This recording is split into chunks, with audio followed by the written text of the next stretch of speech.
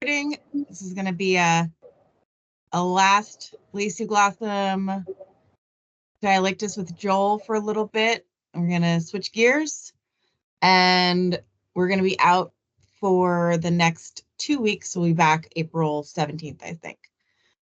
So we're starting on couplet 30. Now it's the Joel and Sam show. All right, so last week we left off after looking at Levissimum, which is not actually part of the Viridautum group, but has some superficial resemblance to some of those species and not too difficult to recognize. Pretty common in certain areas, like out here in Washington, it's quite common. And if you remember Levissimum, one of the key characters to recognize that species was the rims of the metasomal turga being almost completely bare and impunctate. So the other half of that couplet that we did last week, that we ended on, is the opposite state. So T3 and T4, the rims or the apical and pressed areas. The apical and pressed areas and the rims are like kind of referring to the same place on the metasomal turga. Those will be kind of yellowish brown, a little bit translucent, with apical medial fimbriae. So the fimbria is like a fringe of hairs at the edge of the turga. And then, yeah, we didn't actually mention it last week, but another thing with Levissimum is that the rims or the depressed areas are also, they're going to be black and opaque. Like a lot of species will have kind of like translucent rims to the metasomal turga. Levissimum doesn't. It's all black and opaque, so that's another way to separate it. So I think now is a good time to show that on screen, the metazome of Paradmirandum, so we can contrast that. So that character of completely opaque rims, is that for Levissimum or Paradmirandum? That is Levissimum. That is the one we ended on last week. So Paradmirandum is like the contrasting opposite state for that. So yeah, so we're on couplet 29 here. That's the one we ended on, and we did the first half. We looked at Levissimum, but we didn't really look at the second half. That goes to Paradmirandum. Can you guys see on screen here? Yep. Okay. T1, 2, 3, 4. So you want to talk about the fimbriae there? Yeah, so if you, right there on T3, that's a great view of that. That's a really dense, nice dense fringe of hairs at the edge of the rim there. So that's what we mean when we talk about an apicollateral fimbriae or a fringe of hairs. That's what it looks like. And then that's what it looks like in Lasioglossum dialictus group. In many other groups, you're going to see something, and this is confusing, I think. You'll see something more akin to a gigantic white, very thick band, or like in Algoparopsis virigula and that group, you'll see something that has very, very clear things. And this is sort of a little more subtle. That is true. That is a good point. Yeah, so if you remember back to like genus level ID, when you're separating Halictidae from Lasioglossum, one of the main characters is whether or not the hair bands are at the apex or the base of the turga. And for Halictidae, they're at the apex, and for Lasioglossum, they're at the base. So Lasioglossum is not supposed to have really strong, dense fringes. But yeah, they can have thin fringes like this. Yeah, so when we talk about fringes on the turga, they're They're never going to be dense like in Halictidae. They'll look like this at the very most. All right. What else do you want me to point to at this moment? So if you look under the hairs at the underlying integument, you can also see that kind of translucent yellowish brownish color.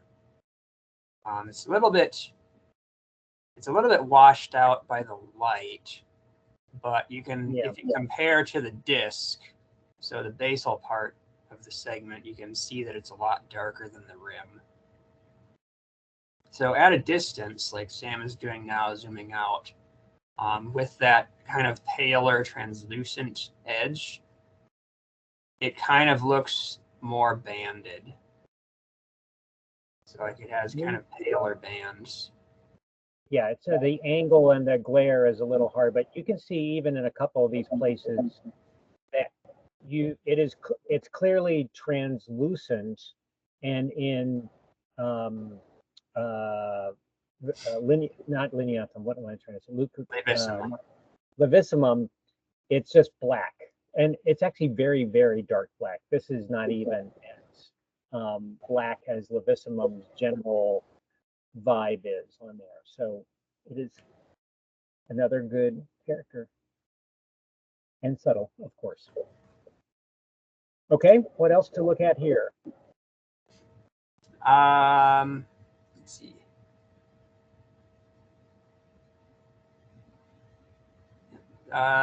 So I think that covers couplet, that finishes off couplet 29, and then couplet 30 that we go on to. There's only two species here. There's Paradmerandum and Halictidae, which are very closely related, very morphologically similar.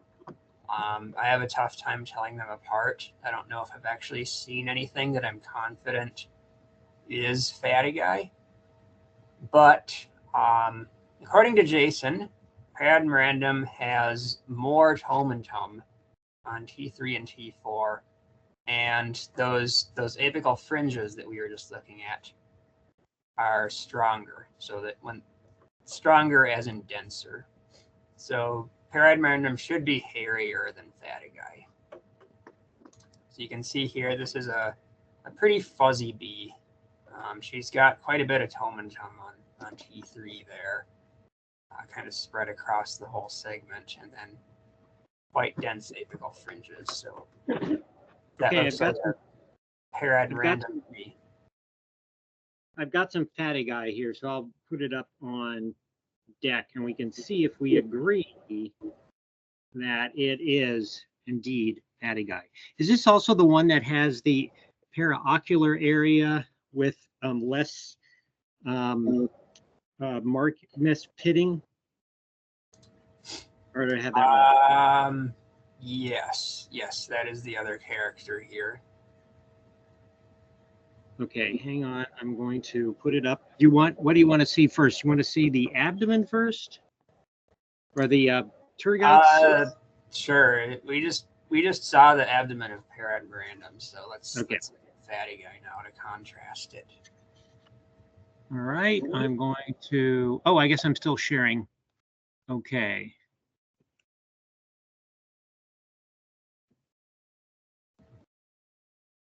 There. Out of focus, has no hairs.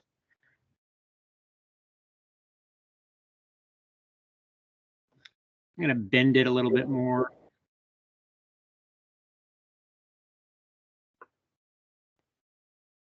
Can't remember where this one was. Let's see. Where is this from? Oh, this is Georgia.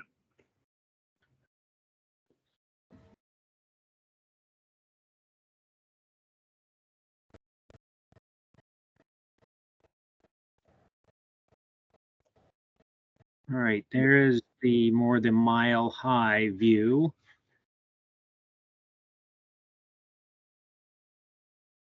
And not as full of hairs. Often Paradmerandum, I'm going to bend it again a little bit further down.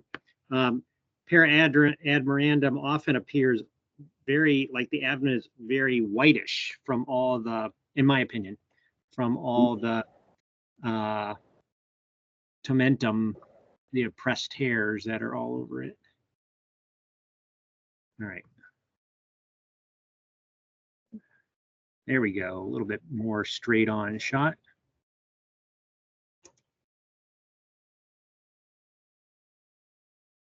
Fair amount of fiber on it. But as Joel mentioned, there's the translucent rim, some fimbriae there, but definitely less of the tomentum. Go ahead, Joel. Yeah. So you pointed it out. There's the fringe on the edge of T3 there is pretty clearly thinner than what we were just looking at on Paradmirandum, and then yeah, less tomentum at the base. So it looks like there might be no tomentum there, but it also looks a little bit goopy. So I think there is some, but it's kind of gooped over and not very visible. I would agree with that, particularly on the upper northern part of the screen here. Oops, darn it. Yeah, so it looks even sparser than it is. So there is some there, but even so, it is still sparser than what we saw at Paradmirandum. Shall I shift to the head? We can look at the paraocular area, the lower part. Sure. If I recall, that's the character area. Let's see if I get this right. All right, that should be a good angle on it.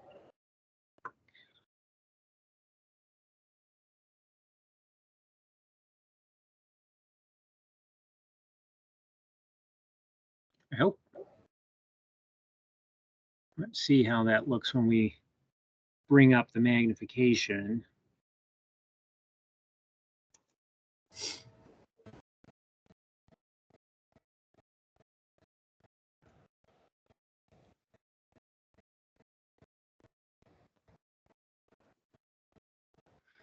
May have to bring up some light in on us here. Yeah, let me bring some more light in, because this is the area right in here, and it's just difficult to, I think, see at this point. Maybe we'll change it again to angle. Yeah, with the see. hairs covering it, it's kind of difficult to see like in person, and it's even more difficult to see on camera. Yeah.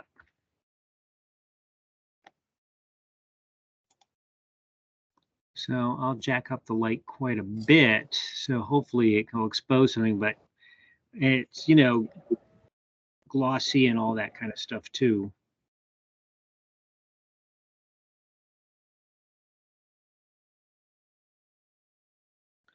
Let me bring it up to full screen.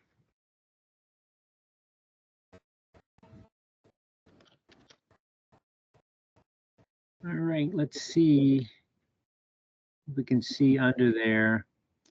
Yeah, pretty tricky. I mean, well, you can see pitting up here, and then it pretty much disappears below, but boy,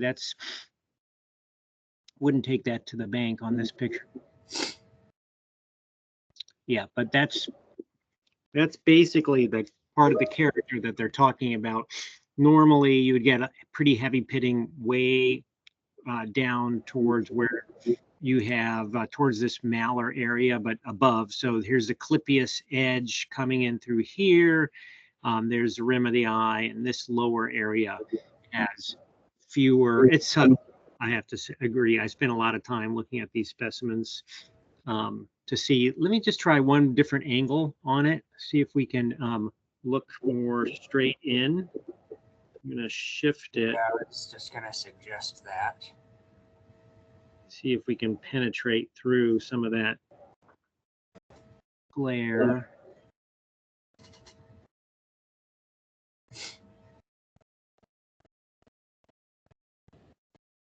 Oh, Jason says in the chat there's a reasonably good photo on page 130. Yeah, I'm ready to share it when you guys are done with that. Yeah. We're just demonstrating how tricky everything is.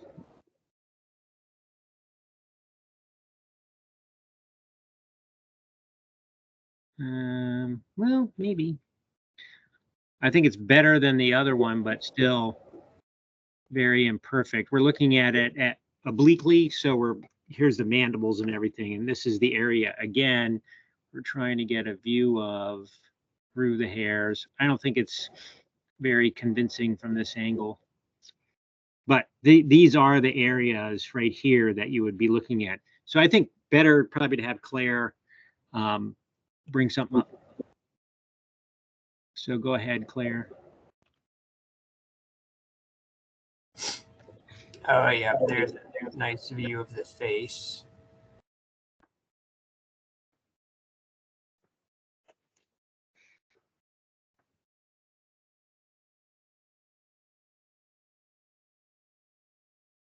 It's the male.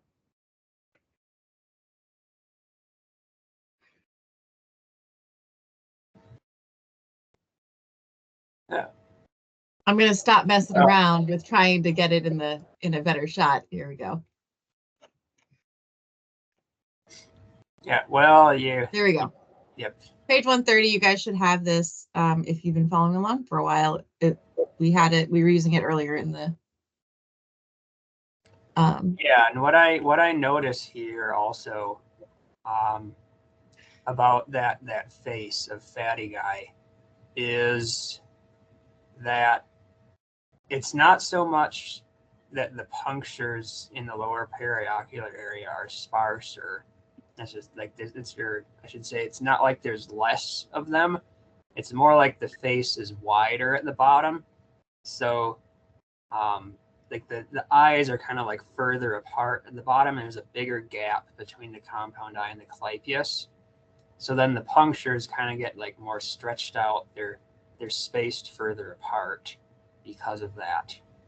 So it has a little bit of a different head shape than Paradmirandum does. All right. Jason, did you want to say anything? Haven't popped on. Nice to see you. Oh yeah, it's spring break, so I don't have to pick up a kid at midday. I was just wondering if I had power to share. I want to just maybe try something, but Yeah, give me just a second. I'll show while we're waiting for Jason, I'll show a better view of a different specimen that I have, and I'm just curious to see if you guys agree on it. And You should be free to go, Jason. I'm going to just pop over to sharing that window, my new kludgy version.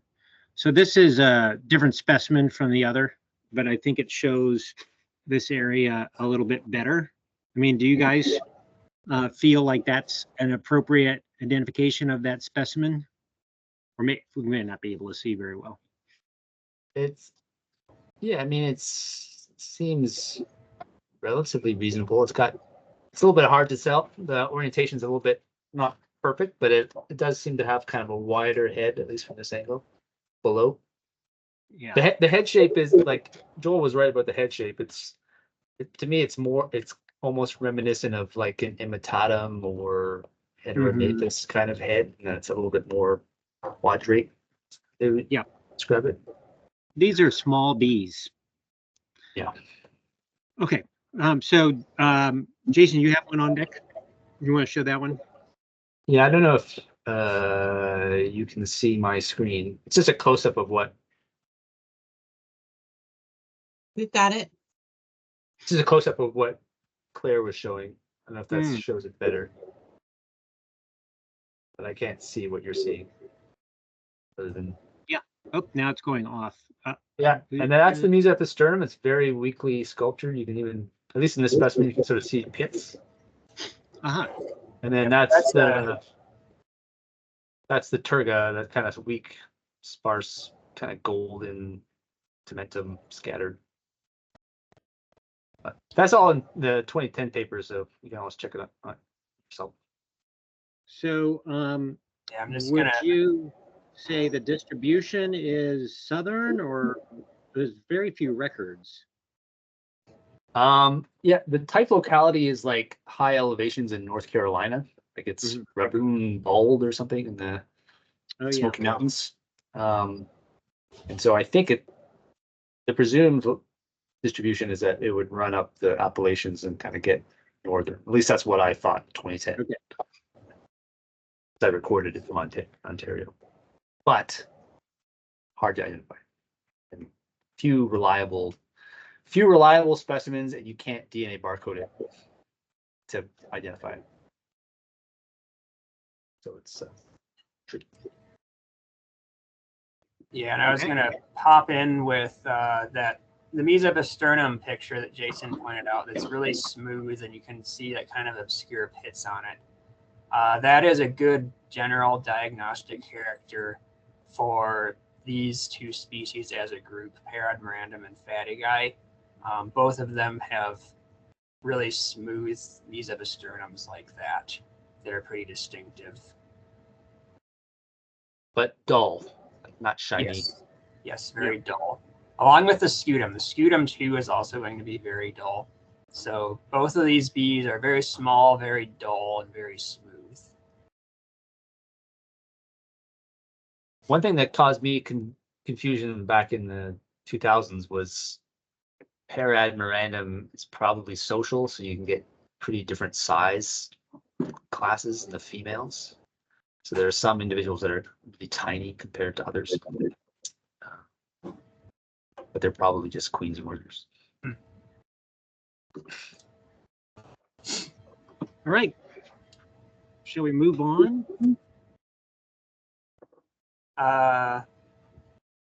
Yeah, sure, we could. There's one more thing we haven't looked at. We didn't. There's 3 characters on couplet 30. We looked at the T3 and T4 and the paraocular area, but not the scutum. So the scutum is supposed to be a little bit less strongly sculptured in Halictidae. So Paradmerandum is going to have really strong, dull sculpture, and in Halictidae it's a little weaker. So it's kind of subtle, but I don't know if we can. I mean, I can throw up specimens of both here. And I'm looking at, I mean, like the fatigue that I'm looking at doesn't seem to have any sculpturing here. I'll throw it up. I mean, it's certainly tessellate and very dull, but not otherwise. So get my new system here. Do more clicks to get to share.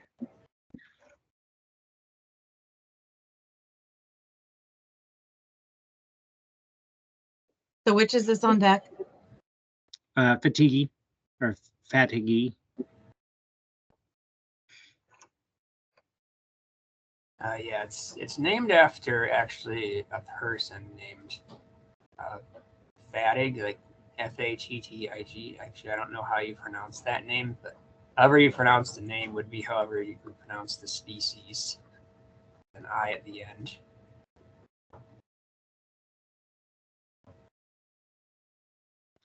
All right, there's fatigue, but I can throw a pair at random here too. Let me get it. Yep, so there's definitely some microsculpture there. It's kind of dull, but it's not super dull. There's a little bit of reflection there.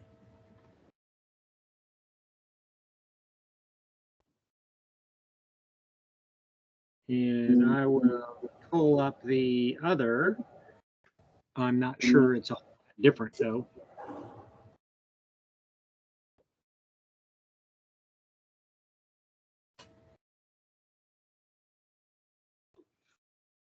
Oh, wait a minute.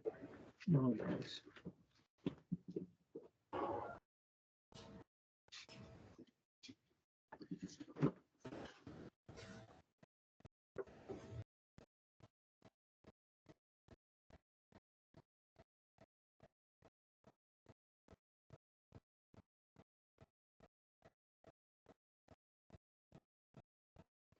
See if I can get this in on the screen.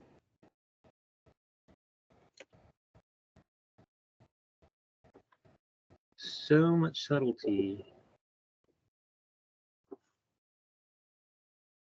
So Jason, when you were doing your revision in 2010, at any point did you think that Halictidae might just be the queens of Paradmirandum?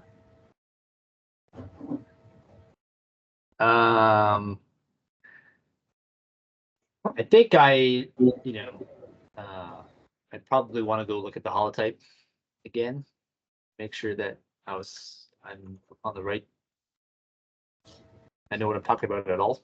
But yeah, no, especially the Ontario specimens that I was looking at. Yeah, those ones are probably the ones I'm most worried about. But it's not sure if I've ever seen Paradmirandum from the Appalachians, but I can't recall. So this is a Paradmirandum that I have with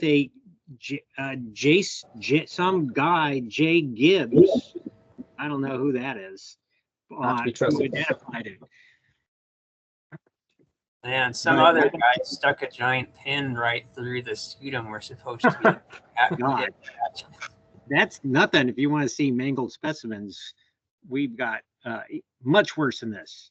But I don't see a whole lot of difference off the top of my head between those two scutums that we're looking at. Again, I'm identifying these things myself on the fatigue, and so it could be not that species. Yeah, it is a little hard to see there.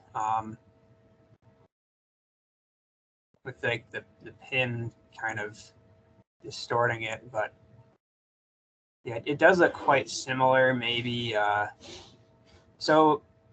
With the scutum sculpture, oftentimes the biggest difference in the sculpture is in the middle.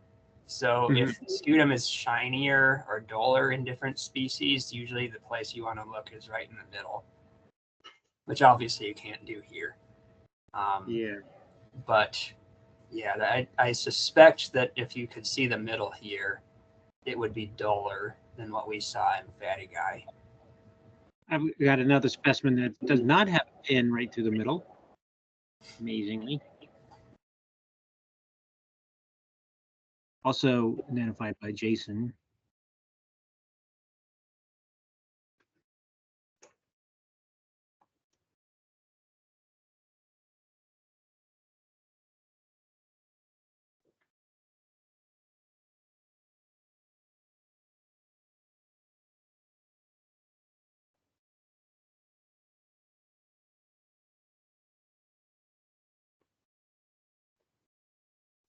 Okay, that's that is dull, right? Yeah.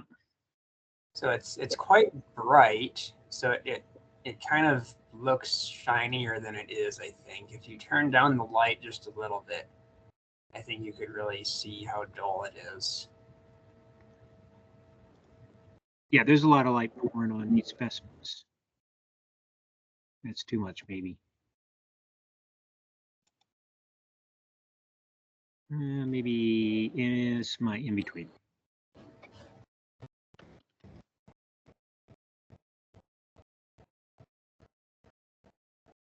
Yeah, so you can see there, it's kind of just like a uniform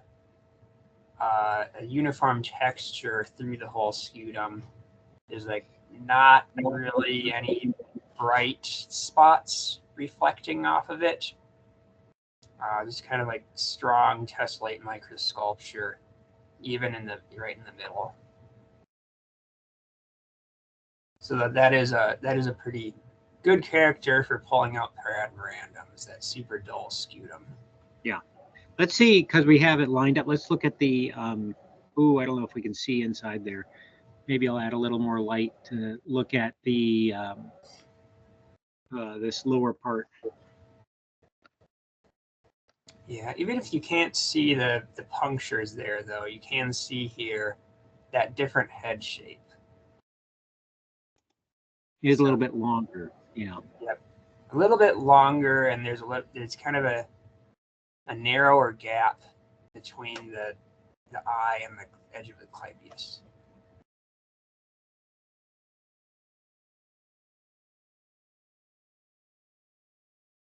Yeah. Can't really see underneath those hairs. Those hairs are reflected. A lovely, tricky pair. All right. Yep. But yeah, I think we can move on. Okay. From there. So that is the end of the species with a dull T1. So now if we jump all the way back to couplet 26, where it split species with the T1 anterior slope coriarius, which if you remember back, is kind of like a leathery texture. So is it dull and leathery, or is it smooth and polished? So now we go to couplet 31, and these are the species with T1 smooth and shiny and polished, which includes some of the most difficult, hardest to separate species in the Viridodum group. Because all the previous ones were so easy. Yeah, well, some of them are relatively easy. Parad random isn't too hard, and yeah, Levissimum isn't hard. That's not Viridodum group, but it comes out there. But yeah, these are the most difficult ones in my opinion, and also there's a couple of species that are poorly known or undescribed, or might occur up in Canada, and we're not really sure about them. That's where these species are, this group here. So, yeah, couplet 31. This is kind of an infamous couplet that a lot of people struggle with. So, the T2 apical impressed area, the depressed rim, does it have obscure or irregularly distributed punctures, absent medially? So basically, is it impunctate or mostly impunctate? Or is the apical impressed area distinctly punctate, with punctures present in the middle? So this is, and these punctures are not going to be like, they're not like the punctures on the scutum. They're not going to be like really big and deep and distinct. These are very fine punctures that we're talking about here. So like if the specimen is covered in oil or something, you're not going to be able to see them, and you kind of have to scrape it off with a pin. So yeah, it's kind of subtle and you have to look closely. But I have a specimen on my screen that I can share that has the no punctured state. So Sam, if while I'm showing that, you want to get ready a specimen that has punctures on T2, and you can show that to contrast. Okay, do you have suggestion for species, Ephialtum or something? Yeah, Ephialtum would be good. Admirandum might be better, I think. That one's probably okay. Really going for the headly. Yeah. All right, so I'm gonna go ahead and share.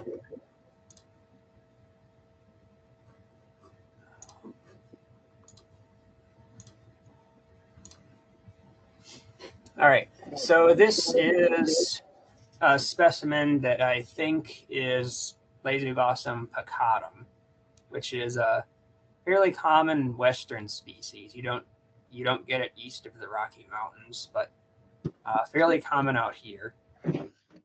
And if you look at T2 right here, and you look at the rim, there's not really much going on there. It's pretty bare. And I'm just gonna, there's a little bit of lighting. It's kind of just making it, casting some lights and shadows on there. So I'm just gonna rotate it a little bit. Kind of get some different angles so you can maybe see it a little better. Yeah, there we go. So there's the rim of T2. And yeah, totally, there's nothing there. There's no punctures. There hardly even any seedy even. But if you look at T3 down there, then there's more seedy there. There is kind of like a fringe of hairs. So that's why this didn't come out with those other ones like subviratatum and all those. Yeah, so this is what that looks like. And I don't know if you're ready yet, Sam, with the admirandum. Yeah, I might want to reposition it so because the hairs in the depressed area are obscure. Well, I'll show it and then we can go from there. Oops. Keeps dropping focus. I think I'm going to need to also reposition to better show this. So Joel, can you repeat what species you had up? Yeah, I'm putting it in the chat. Perfect, thanks. And Sam's pulling up admirandum. I'll put that in the chat.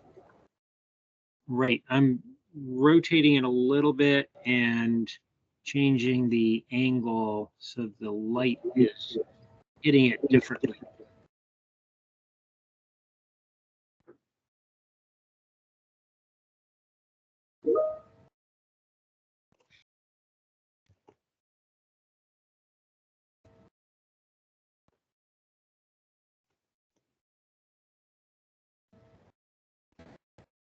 This is better than the other.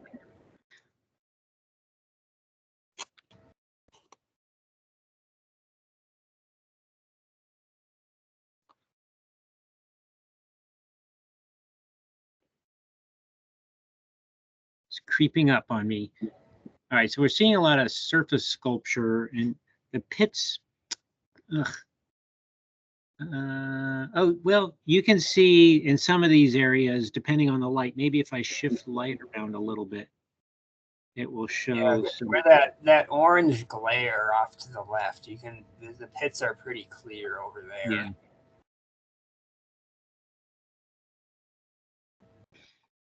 So the whole area is heavily pitted, about the same as, you know, like it's hard to find a distinction between the upper and lower, a little bit smaller, but quite dense. You can see the pitting all through here, a little bit over here, and it's all through here, but it's just the angle and the light, they're hard to make that out. Let's see if we go back down here a little bit.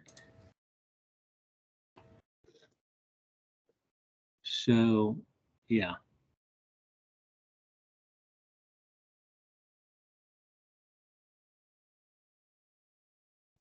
Yeah, go ahead if you have any. I'm just playing around.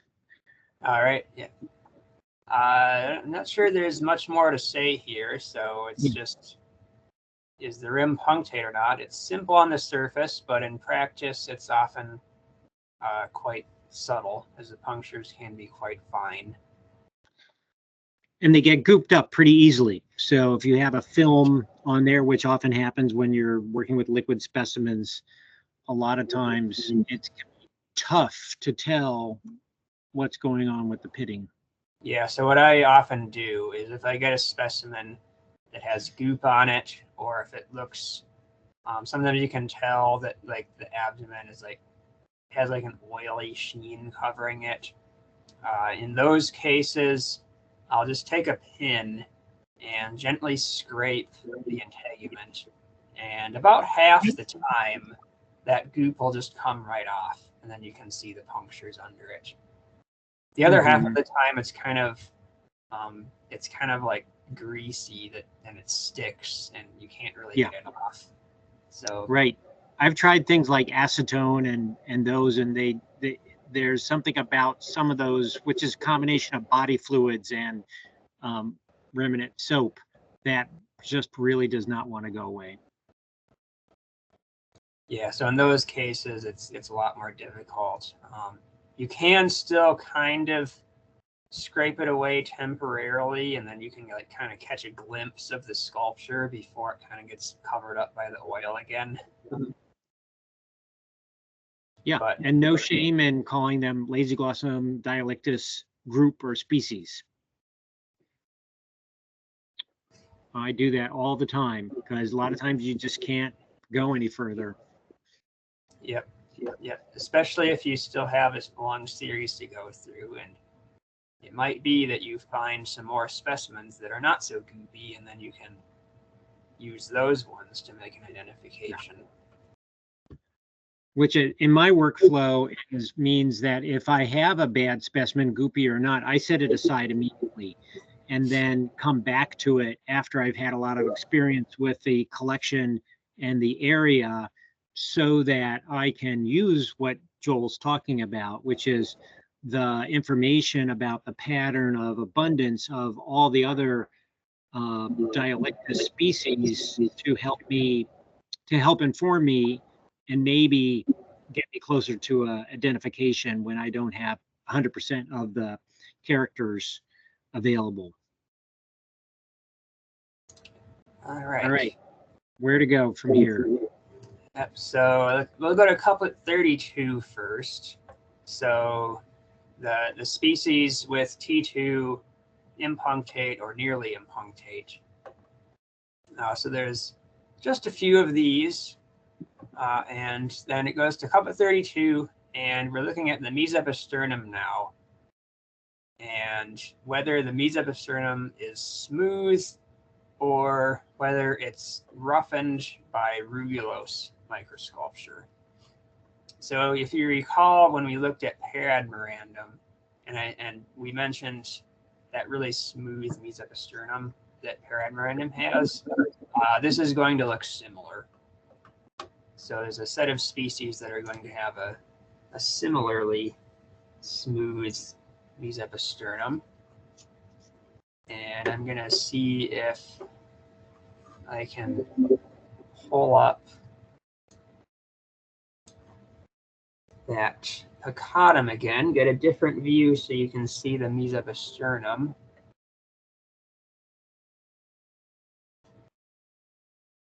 Because it really is quite distinctive.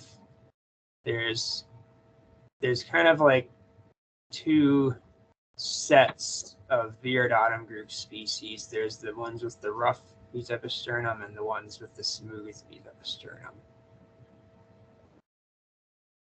So it's a good way to morphosort also.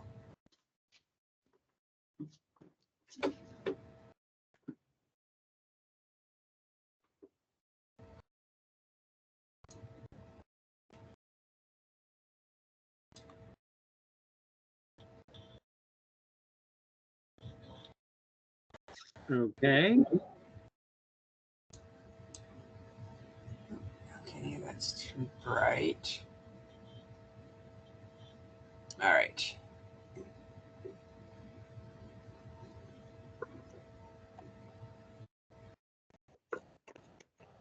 Almost got it here. While you're doing that, I'm putting a Ephialtum on deck for the next phase.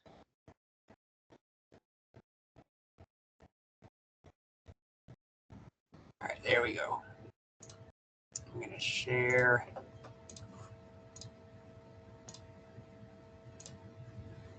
All right, so there's this is peccatum again. What I think is probably or likely peccatum. And here's the mesopisternum, and quite smooth. even in the upper part. And there's kind of those obscure pits that you can see there. I'll try to zoom in a little bit more here. Yeah, so like this is the hypoepimeron up here, that kind of shinier part with more distinct pitting, and then under it, there's kind of obscure pits. So it kind of looks a little bit rough, but it's mostly just the pits that are doing that. It's quite smooth, especially if you change the focus down. Oh, too far. Yeah. Hopefully you can all see that, how kind of generally smooth that is. Not a lot of height difference in the ridges. Where the other species are going to be more, a little more choppy, especially in the upper part. A little more higher ridges in the sculpture. So if you're ready, Sam, and show that alternative state. I am. I'll because I've already set it up for the abdomen. We'll maybe talk about that first. The lack of. Hang on, I'm good. Trying to do two things at once here. This is Ephialtum, Jason's favorite, and Jason, you want to say what Ephialtum means? It's derived from the Greek for nightmare. Yes, seems very fitting. Anyway, there's very few pits here, but there is pitting, so it's not absent of that. And then we'll come back to it, I think, when we talk about it. But in contrast to some of the others, there's a fair amount of tomentum, the oppressed hairs, throughout T3 and T4 in particular, and T2. You can see here this little triangle, which helps define it, in my opinion. I'm going to flip it now, and we're going to try and get to that more rough mesepisternum visual. And let's see what we can do from this angle.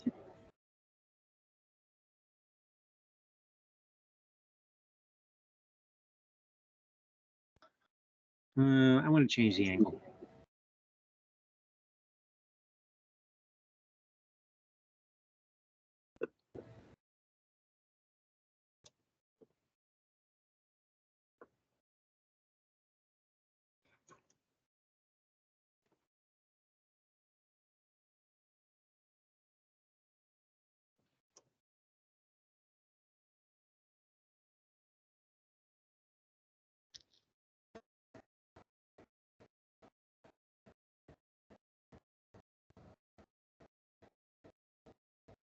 I have to say that I never really I'm not using that particular key. I've always used Jason's Eastern one on that. So I haven't really paid much attention to the surface roughness for Ephialtum.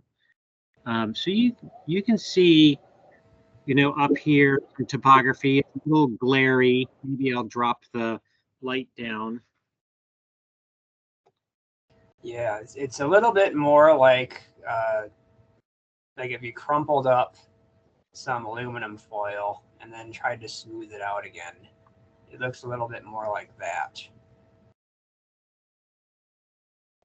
I don't know if I decreased it too much here.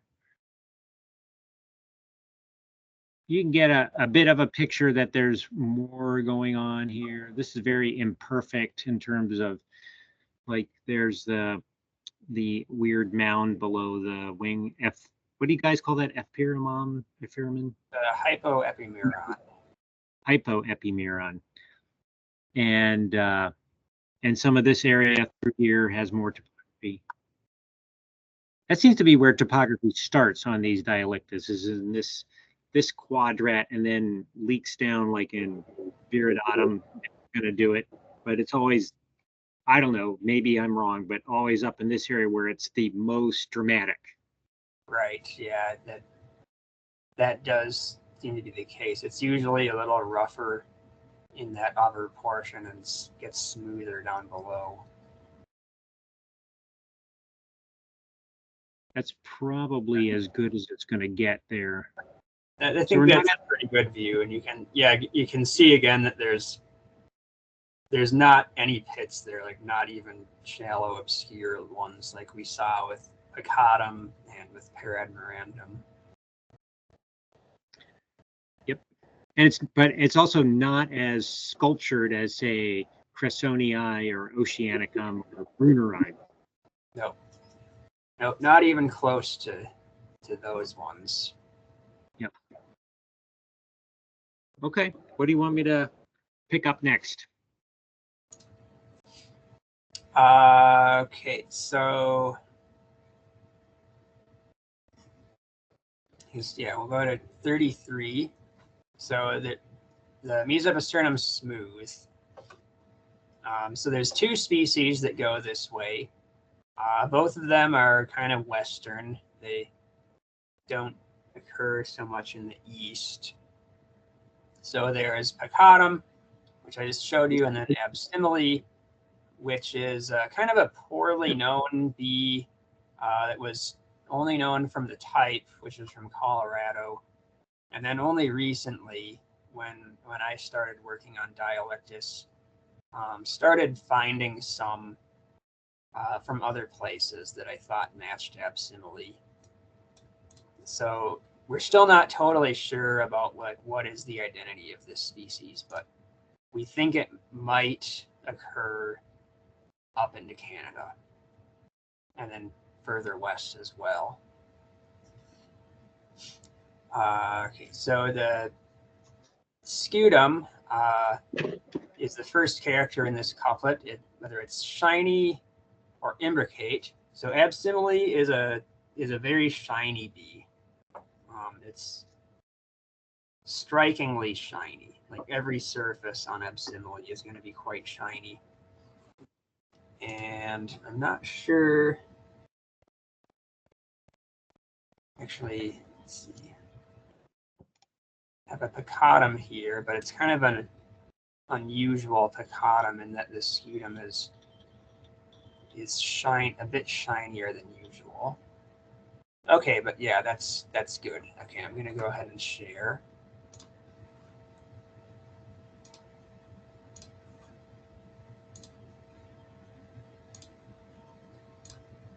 All right, so this is Picatum, and this is looking down at the mesoscutum, and you can see that it's kind of shiny, definitely reflecting a lot of light, but there's also definitely microsculpture there.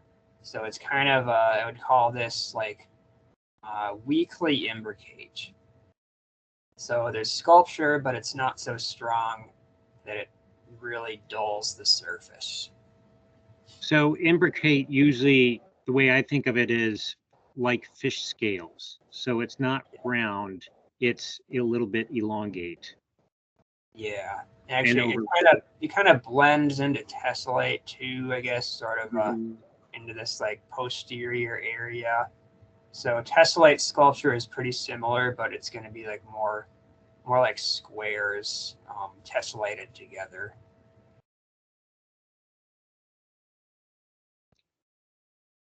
Okay, now I'm gonna find an Absimile.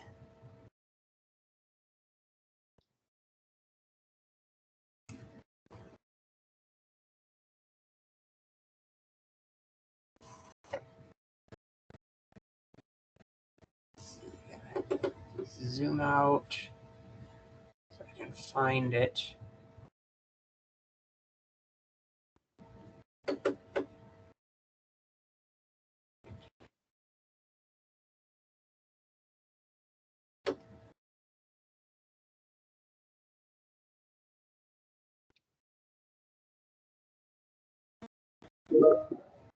And oh, well, okay.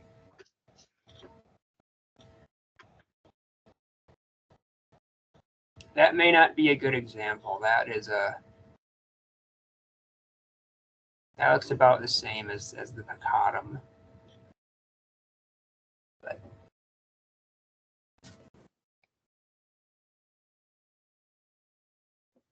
so this is actually this is a specimen from Washington, so I'm not actually sure that is really picatum.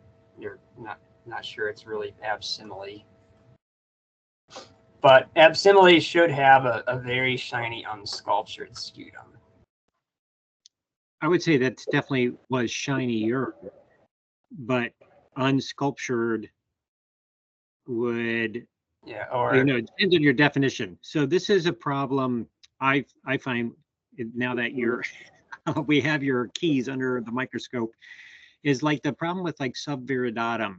You know, it's you get the impression in using the key that I shouldn't see any form of microsculpture, but yet there always is. So sometimes you guys lean, I think, a little more towards saying there's a relatively little microsculpture than I would.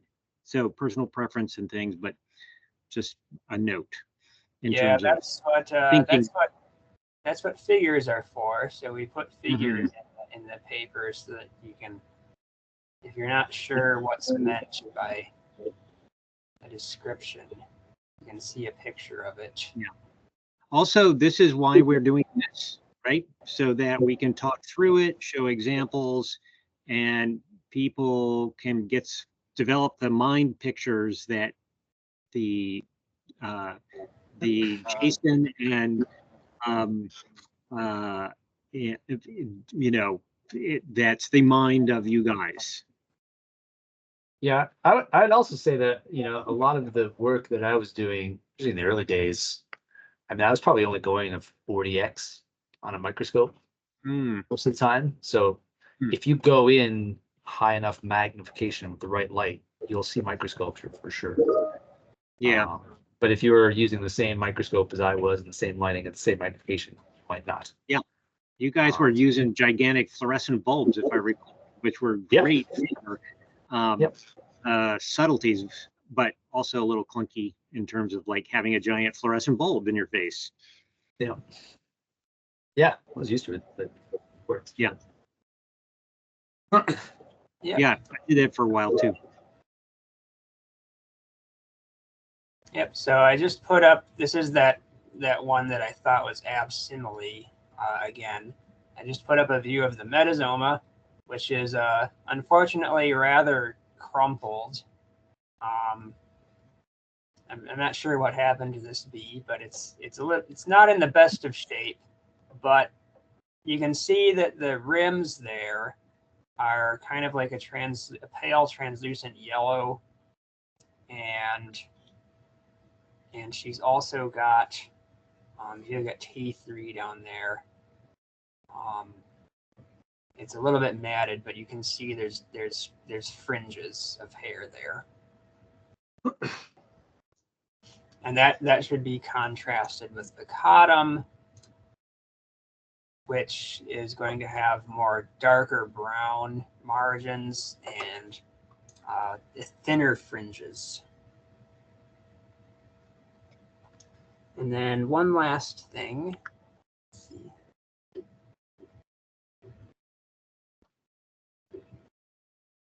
The last thing that I think is pretty distinctive about absimile, it's not actually in the key because it's hard to describe.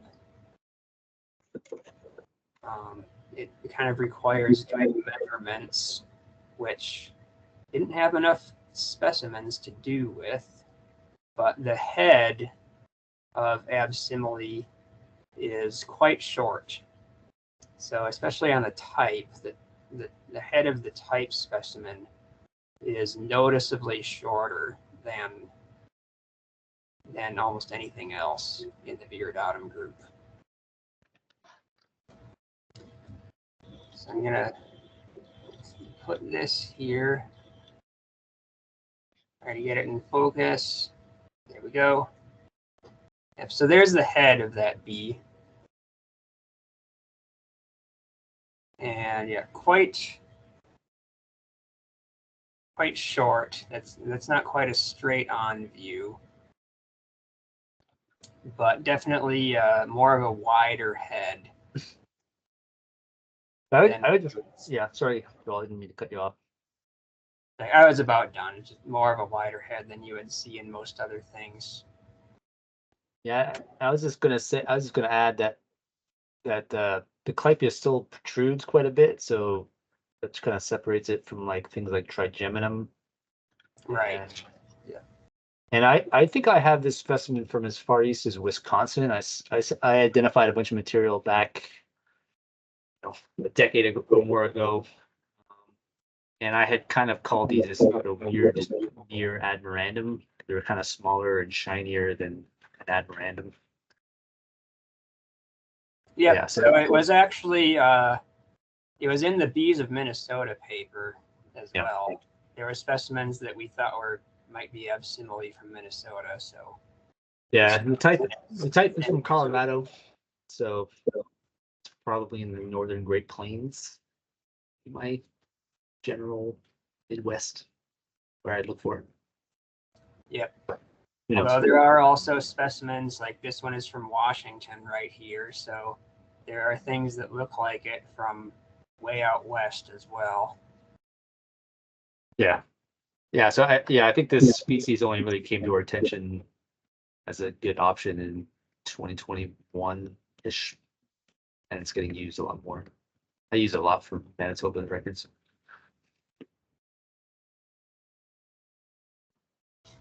Yep, and there's another species, caducum, from New Mexico, that is also very poorly known, only known from the type. That also looks quite similar. And so yeah, there's another one kind of lurking in the wings that might start showing up more commonly when we get around to doing more of a thorough revision of this group.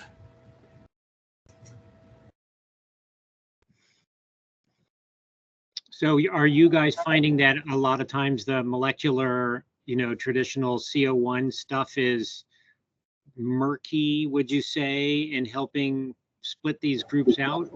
How does that fit in? It's horrible. The Viridatum group is really bad. A lot of the issues sort of reported on the 2018 paper. It was basically how DNA barcoding is kind of rough for this group. The worst case scenario is actually it's better than I think, but that there's just way more cryptic species. Okay. But there's a lot of names that there's very little variation between species, and there seems like a lot of variation within species, relatively speaking. Right. So maybe some cryptic species, but there's things like Atwoodi, which is really coarsely sculptured. It's like its most defining characteristic. And I think it's like Obscurum, which is unusually smooth. They come out like very similar. So it's like the barcodes are not useful, or not very useful. Sometimes you can sort of match. Sometimes you can say, "Oh, I think that is this species," and you barcode it, and it matches with a bunch of species that are the same, and you think, "Okay, that's really good." But yeah. And another indicator of the general issues with using an eDNA approach. I mean, there's many of these, it's the details that are problematic. Like conceptually, like great, that's a great approach. But then you get into this kind of thing and cross-continent variation and so forth. And it's like, how far can you really go? yeah, I've been talking to Michael Brandstetter about, and we have a small little data set already of getting UCEs for a bunch of Viridatum group things to see whether or not you can like brute force your way into figuring out what the species limits actually are. But so maybe if anyone has some interesting geographical locations of this group, send them our way. But what's this? This is Sagax. Oh, yes. So I was starting to move on to the next couplet, although we might not have time to really get in depth into it. I am in no rush. We can keep recording. It would finish out the couplet well, and then we can talk about what we finished and where we would go when we pick this up again, when we can pick up some endurance again. And you've been with us for so long. I may have to drop off. I've got a 2:15, but don't mind me. Okay, so we just want to go through couplet 34 then pretty quickly, and then that'll finish off the species with the smooth mesoposternum, or sorry, the species with the obscurely punctate T2.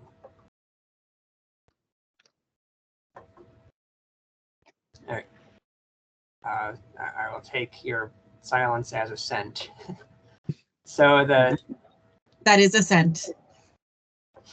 So there's two species. These are the ones that have the rougher mesoposternum, a little bit more rugulose in the upper half. So there's two species that come out this way. There's Ephialtum in part. So Ephialtum can also come out with, if you go the T2 punctate route. So it actually goes both ways. There's Ephialtum, and then Sagax is the other one that comes out here. So the supraclapial area is the first character that you see here.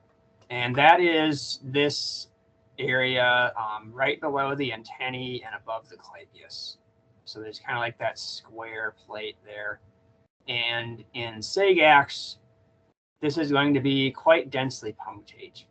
So this is lots of punctures here on this bee.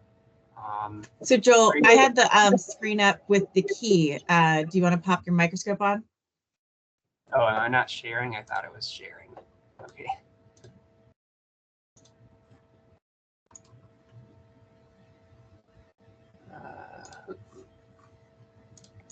All right, there is Sagax, the head. So the supraclavial area is right below the antennae there, that square area. And you can see here all those punctures, and they're pretty much all about 1 puncture diameter or less apart. So that is a densely punctate supraclavial area. And I think this might be possibly more of a usually character. So there is some variation in the supraclavial punctation.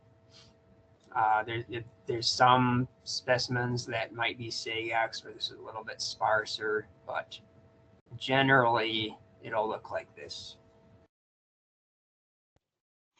Where in Ephialtum, it'll be quite a bit sparser. I don't know if Sam, if you have an Ephialtum face that you can show. Yeah. And then I will get the metasomal turga ready to show on Sagax, because that is the other character to separate these.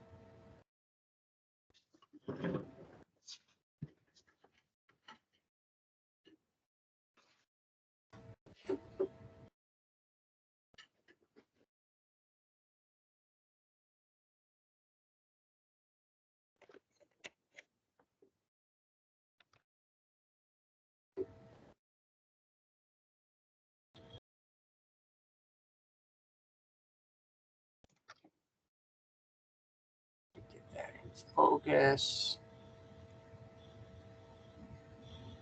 You want to show yours? Since you've got it up, I'm still working on mine. Yeah, well, I'm still working on mine a bit too. Just need to get that more of a straight on angle.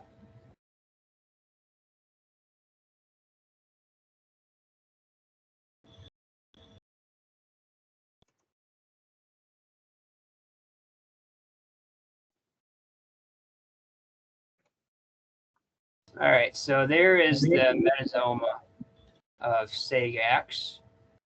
And let's see, maybe it would be a little easier to see if I turned down the lighting a bit, or see. There's a little bit of glare. All right, yeah. Yeah, that's a little better. So you can look at T3 here, and it's not super dense, but these kind of more thick, fluffy, feathery hairs on T3, that is the tomentum, and it's quite sparse on this specimen, but it's kind of just spread across the entire disc of the segment. Where in a lot of cases, like if you look like up on T2, there's only tomentum in the corners up there. There's none in the middle.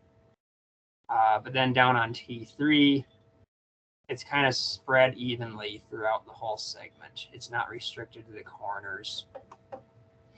So that is the other character to separate Sagax from Ephialtum. So T3 and T4, actually it's, the key says dense tomentum. This is not dense, but it might be a little bit worn, or it might be individual variation, or it might be a cryptic species, who knows. But yeah, the key character here is that it's going to be evenly distributed throughout the segment. And actually, maybe you can see it a little better on T4 if I shift the focus down there. Yeah. So there's T4, and that is a little denser down on T4. And again, it's kind of evenly dense throughout the segment. Where an Ephialtum, it's going to be more restricted to the corners on every segment. And then Sagax, I think, is a more northern species. Like we don't see it down here at all, and we do get it pretty regularly, with caveats of like maybe we'll just call that species.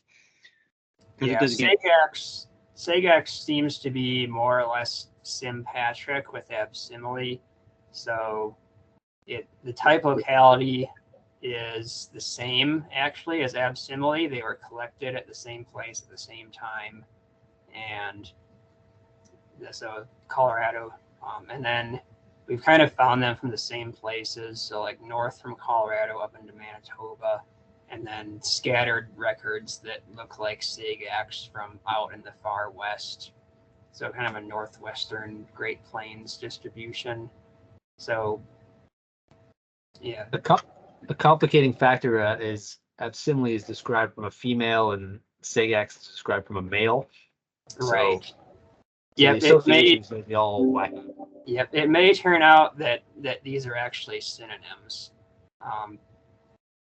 What we are calling Absimile and what we're calling Sagax do look different. So there do seem to be multiple species here, but it's possible that when you really get down into it, that some of the names might have to change. You want to see the face on the Ephialtum? Yep. Okay.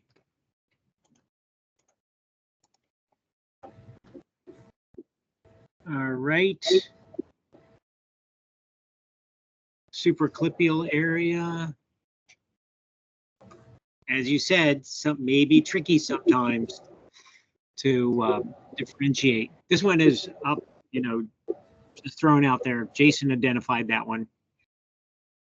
Yeah, so that at first glance that looks a little more on the denser side, but there are some wider gaps in the punctures there that look like they're about like 2 puncture diameters wide. So it is a little sparser than what we saw in Sagax. Just to make things tricky. So if we want, I'll flip this to the abdomen. So we saw that once before, but I think, given that we were just looking at Sagax, which is a tricky thing to talk about, might be good.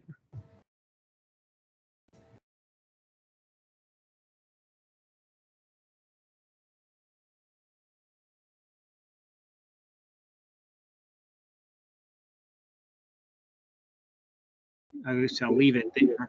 You can see T2, T3, all the actions up there in the corners. Nothing really going on the rest of the disc. And that's my call coming in. So I'm going to leave this up, and you can talk about it, but I've got to go. Yep, I think that about finishes off that couplet. You guys, 1 second.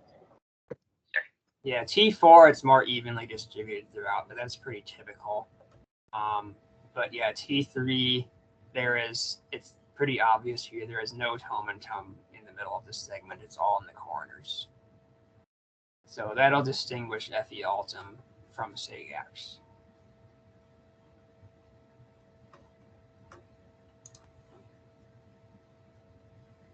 Well, that's awesome. I'm going to pull up the key again just to share where we got. And having had the gift of your contributions for 6 months now, totally support a rest and to come back. We've got through this part of the key. We had also gone a little bit farther at different points to address some of the denser,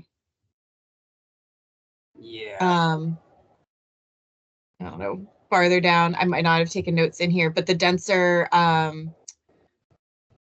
scutum punctations. Where would we be picking up next time? What have we? Let's give a quick summary of where we were in the key and what we haven't covered yet.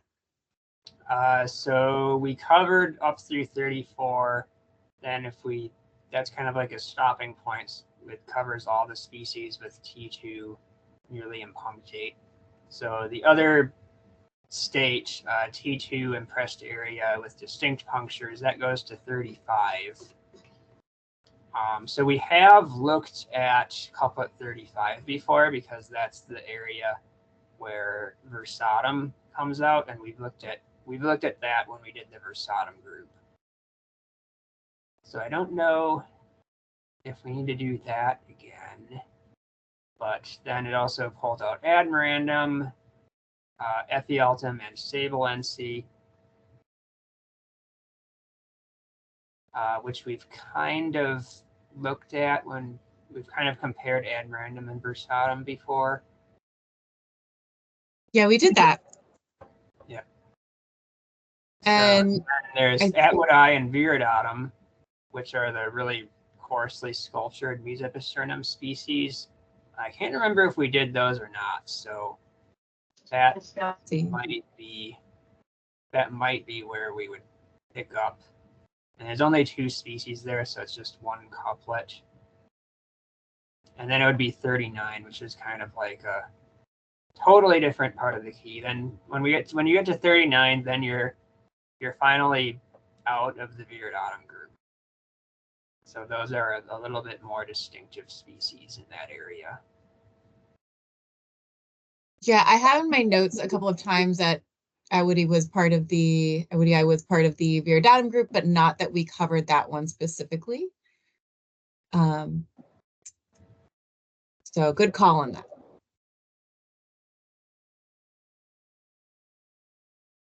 Yeah, so that's like 38 or 39 is where we would pick up again.